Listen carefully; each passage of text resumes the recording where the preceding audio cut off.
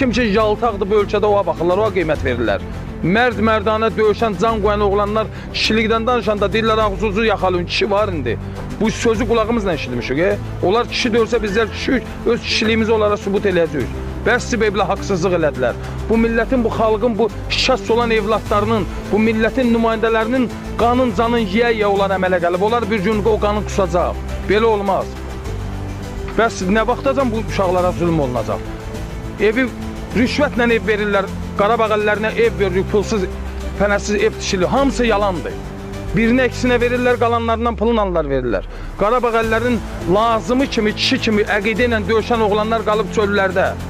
Artistlərə, devlət üçün, vətən üçün bir güllə atmağa belə gedib əlin vurub qaydanlar bizdən yaxşı yaşayır, rahat yaşayır. Mərd-mərdanə döyüşən oğlanlar qalıb çöllərdə. 19 yaşımdan getmişəm, Allah yolunda nəzir demişəm, gedmişəm müharibəyə. Hanı mənim yaşayışım, günüm güzaranım?